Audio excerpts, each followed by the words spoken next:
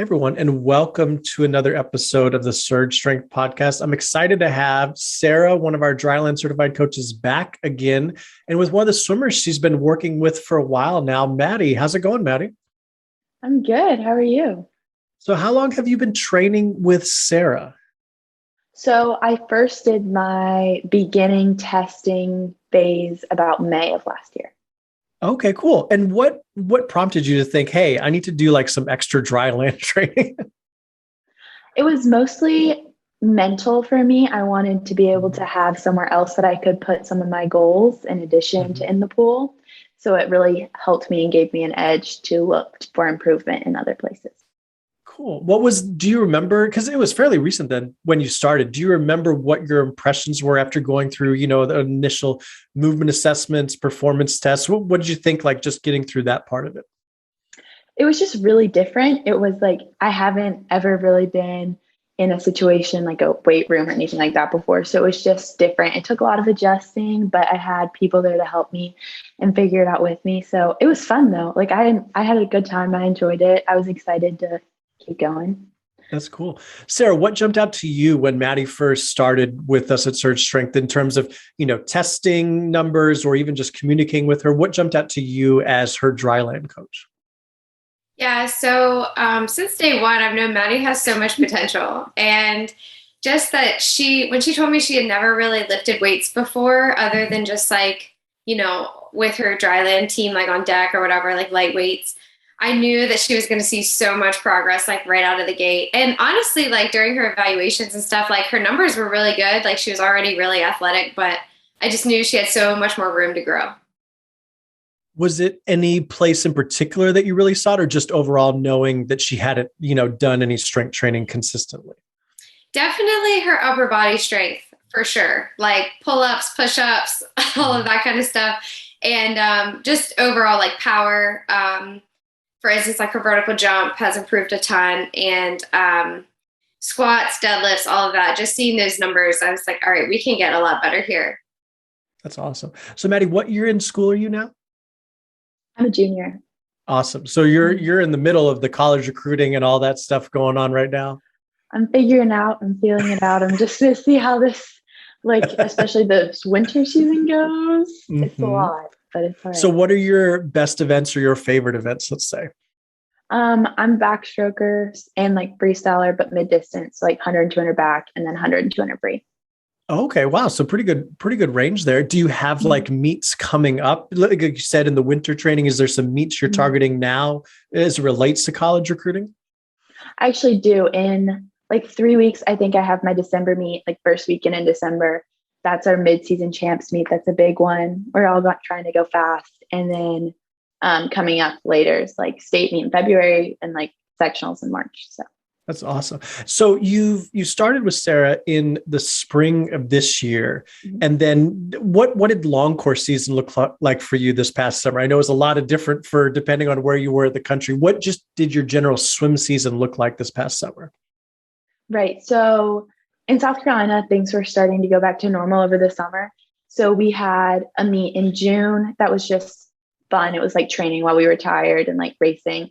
And then we had our long course state meet at the end of July. And then I started to see some improvement, especially in my backstroke. My 100, I dropped 4 seconds, I think. Oh, wow. So I was really excited. My 200 free, I dropped 4 seconds long course. And so those were it was crazy. It was really fun. So what does that make you feel like? Because obviously you're seeing some correlation then to the work you're putting in on land. And then obviously you've been training in the pool, with your coaches in the program. We don't want to forget that part of it. But I'm curious, what was your mindset then when you start having drops like that and probably seeing some improvement in the dry land as well? I was just I was so excited because I was wow, this is fun again, because I had been in a phase the year before where I hadn't been dropping and seeing the improvements that I'd been hoping for. And so that's part of why I decided to start something new too. And so it was just really exciting to start seeing my numbers go back to where they had been. That's awesome. Sarah, talk about around that time too, if you remember, when she was having these crazy drops, what were you seeing in the weight room in particular, whether it's improvements or different phases of programming? Talk to us about from your perspective as the dryland coach. Mhm. Well, Maddie's progress has been pretty linear with like her weights. Like she's been improving her weights like each phase that we do. Every time she tests, she goes a little bit heavier, a couple more reps of things. Like her pull-ups, in particular, she went from like 0 pull-ups to like how many pull-ups you got now, Maddie? Like I think I'm at like 6. yeah, so that's In that's how pretty good. long? And like I think How we're long back did you at make that 6 jump? months, right?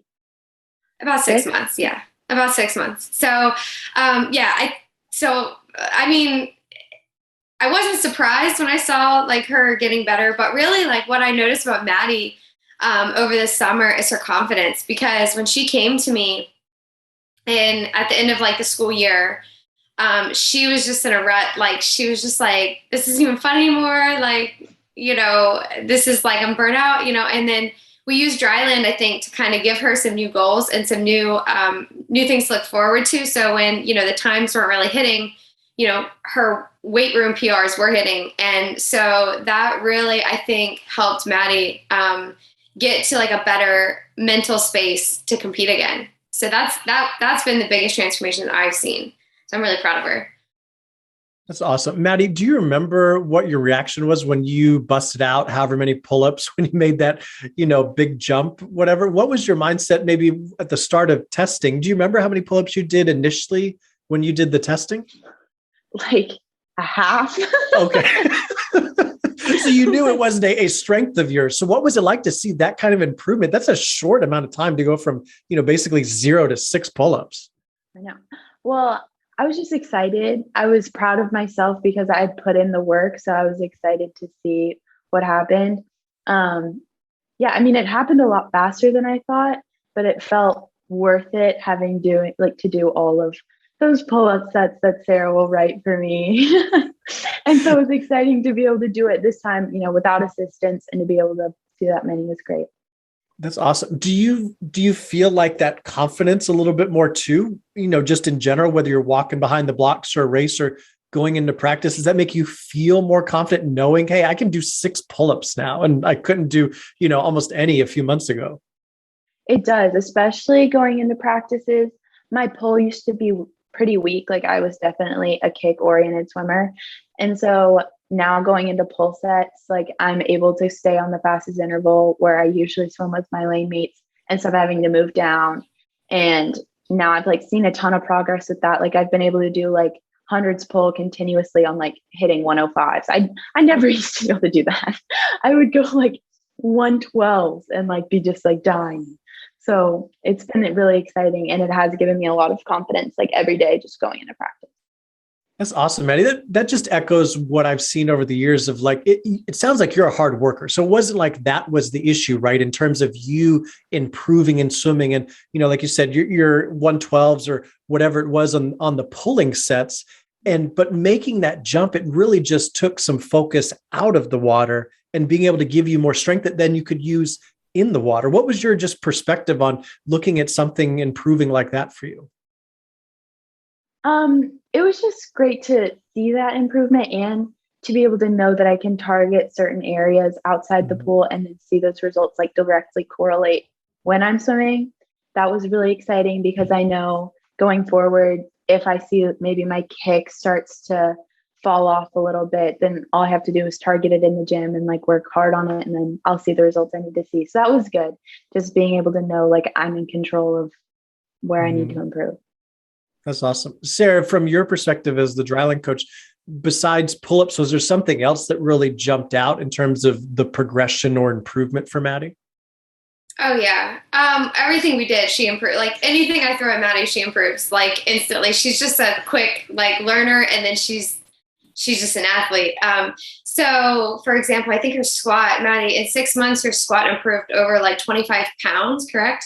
I think my deadlift was like 25, but I think my squat was like 55.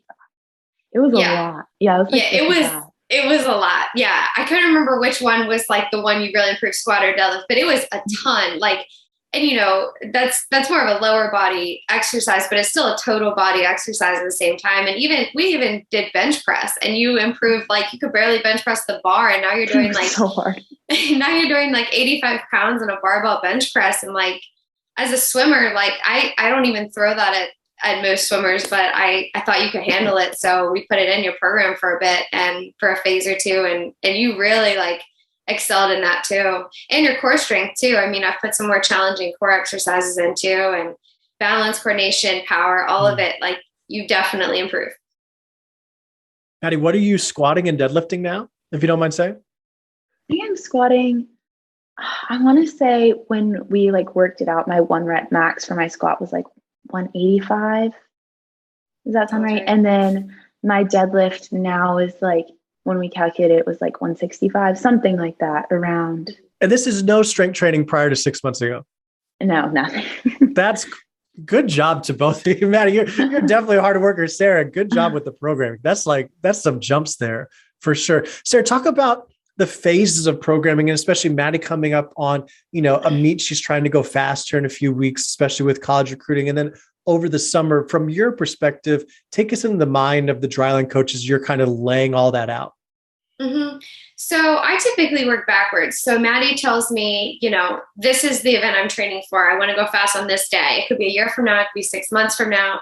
And then I kind of map it backwards. So that way I know what the end goal is. So for example, over the summer, she was we had an in season there for a while, but summer season's a little weird.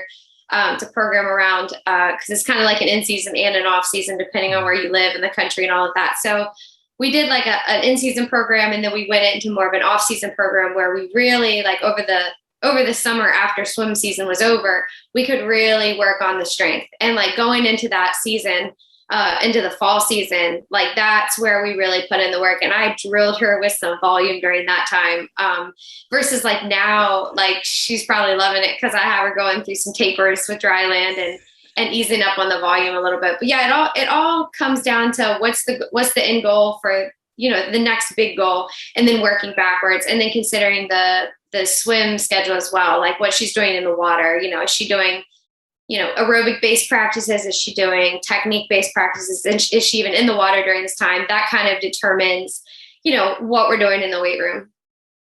Maddie, talk about the first few weeks or month that you started training with us. And was there an adjustment of like, were you more tired or sore in the water? And how did that play out? Because of course it's all about what you're doing in the pool, right? We're not trying to turn you into an Olympic weightlifter. What was your perspective?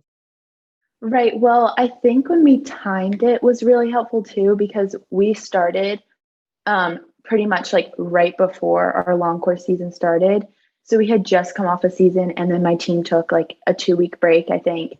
I went on vacation, and then I came back, and I had that first week that we started, I wasn't in the pool. And then, so that definitely helped because my practices were lighter when we started. So I wasn't feeling overwhelmed.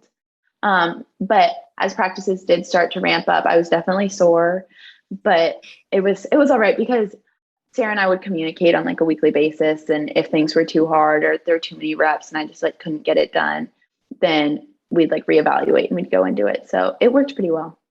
So where are you doing your workouts, and what does that look like on a regular basis? You're doing it at home, going to a gym? Talk to us about that and how that works, and in conjunction with you still doing swim practices as well.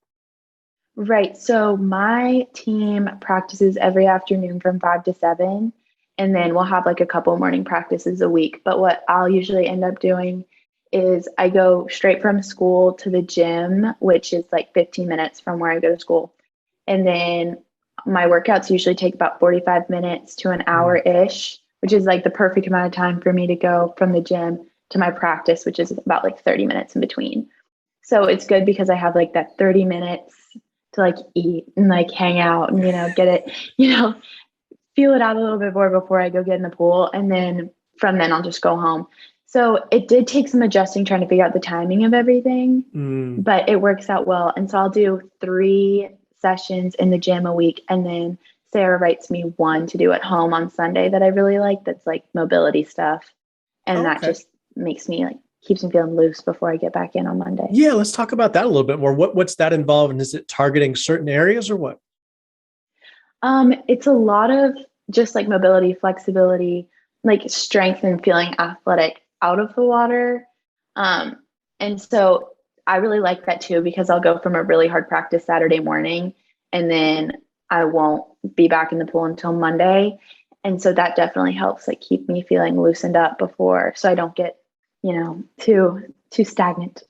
No, that's awesome. Did you have any pre-existing injuries or issues before you started training with us? No, I haven't. Thank goodness. Still haven't. So. Let's keep it that way. Let's keep it that way. Sarah, talk about, especially since Maddie's doing this dryland workout right before practices, was there a learning curve for you and her in kind of figuring out maybe intensity, volume, stuff like that? Dive into that aspect for it. Because I know a lot of coaches or swimmers sometimes are hesitant to do dryland before swimming, because then they're worried about, well, the swim practice is really going to suffer. But then if you do dryland after, then you got other issues you have to deal about. So talk to me about your perspective as the coach there. Yeah, well, that's why we do the calls. Like every couple of weeks we do a call, because that's, when people sign up for dryland, like sometimes they think, oh, we're going to talk about the exercises. Well, no, like really the call is there to talk about your life and your lifestyle and how that works. So Maddie and I, we often talk about, okay, what's your school schedule like? What's your swim schedule like? And then we can kind of work around because a dryland is always supposed to be assisting the pool, right? Like swimming is what you're competing in. Dryland is there as a tool to help you get better at swimming. So when we were in the off season, like I didn't really worry about, Maddie being tired at the end of a dryland session. But now as we go more into in season, like I want her to feel good when she gets in the water. And like sometimes she probably is still a little bit fatigued going into those swim sessions, but I think it's a strength to do the dryland before. Number one, from a practical standpoint of, time with your schedule. And then like nobody wants to do dryland at like 8:00 at night when you're hungry and tired and you got wet hair and you're just like gross, like itchy from chlorine. But also it's an advantage to do it before because you're getting those strength gains in and you have a safer lifting session under a barbell when you haven't just swam 5,000 yards or whatever. So I think it's safer to lift that way too, but it's also good because you're swimming under fatigue. So it can be used as a training advantage too. But we definitely do take in consideration what she's doing in the pool. And I definitely don't want to ever overtrain her either. Yeah. So Maddie, it sounds like in a few weeks here, beginning of December, you have that mid-season championship meet. And then I'm assuming, are you guys already looking at some short course season championship meets then coming in the spring? Right. So this December meet is pretty fast. So it'll be like our short course mid-season meet, like you said. And then our plan for January and like the rest of December is, at least in the pool, like it's the hardest, month and a half that we have.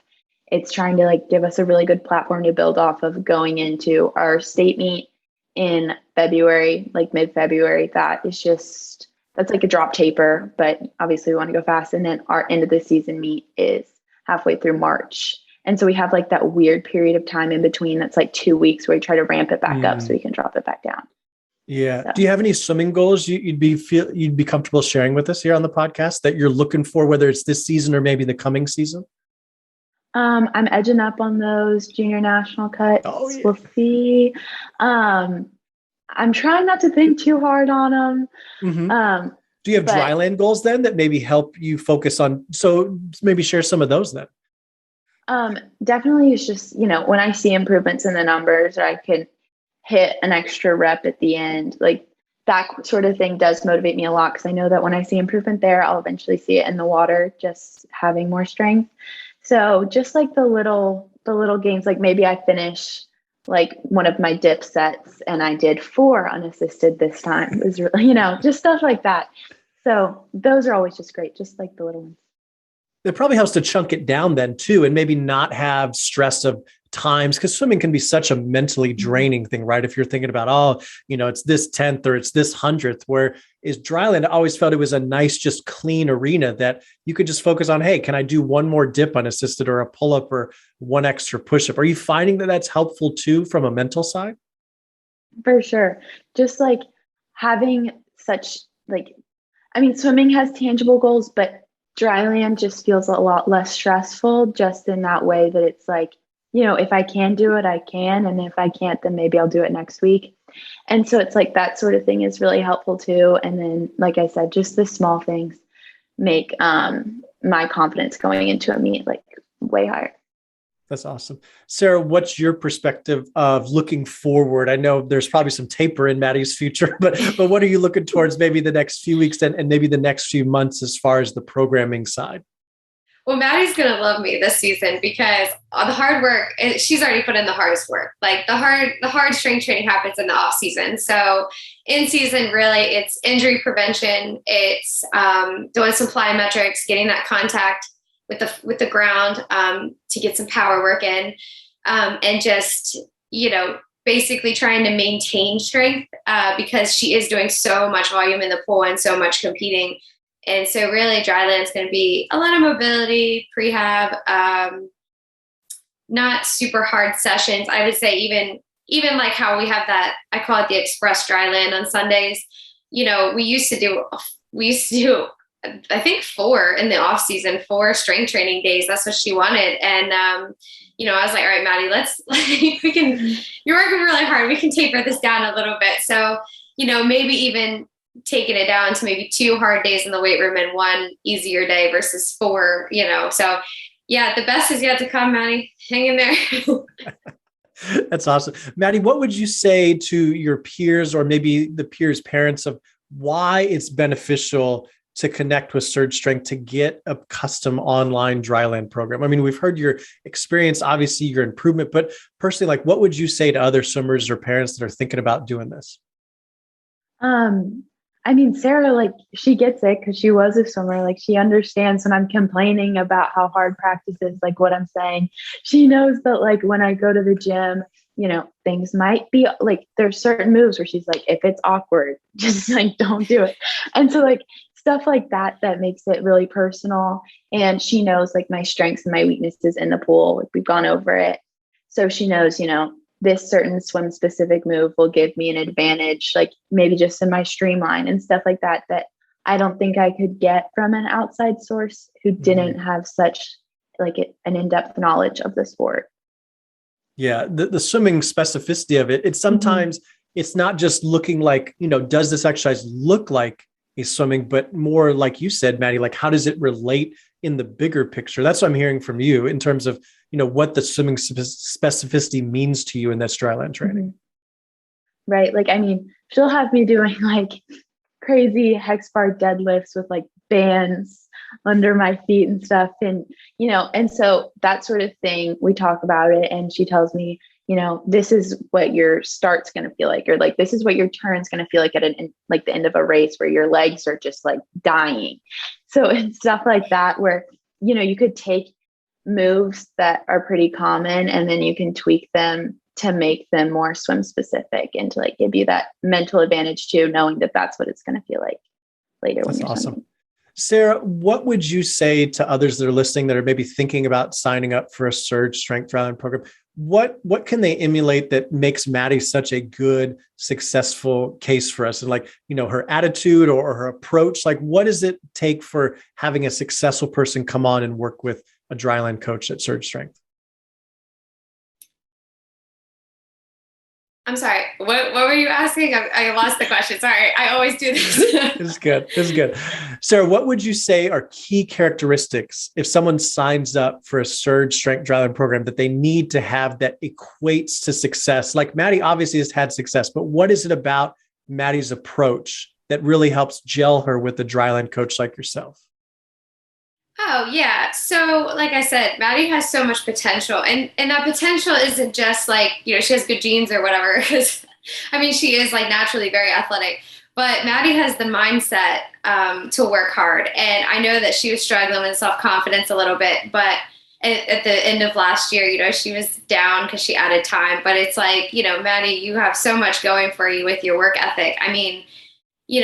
What I like to see when I get a new client is their ability to be willing to learn and to try new things, right? To be willing to open your mind up a little bit to, okay, I'm going to be willing to try this in the weight room and I'm going to give it 100% effort and I'm going to see, let's trial and error this. Let's see if it works in the pool. And if it doesn't work, like another thing I love about Maddie is when something doesn't work, like she tells me. So we have really good communication there and she's honest and she's open about it and she just is herself. And that's what we want. And what I love about Surge Strength in general is it's not this prescriptive here's an app and here's a program. It's a personable relationship virtually with the swimmer and the parent where, we talk like real people. It's not just an exercise program. It's coaching. It's coaching in the virtual space. And I have yet to see another swim-based thing out there that's a coaching relationship online where it's not just like an app or a try this program type of model. So Sarah, that's awesome. Remember, guys, if you want to check out a dryland program like Maddie's in, just go to surgestrength.com. Maddie, we're going to have you on, whether it's a few months or a year from now, have to check in. Your progress over the last few months has been incredible. Now me hearing all the numbers. Sarah, great work. Keep it up with her. We'll be seeing, how that leads you into the rest of 2021 and into 2022. So Maddie, thanks for joining us, taking the time out. Sarah, keep up the good work with her. Maddie, any closing thoughts before we sign off? I don't think so. Thank you for having me. I had a fun time. Awesome. Sarah, anything else to close out before we go? No, dryland's awesome. That's all I have to say. All right. Thanks, guys. We'll see you next time on the podcast.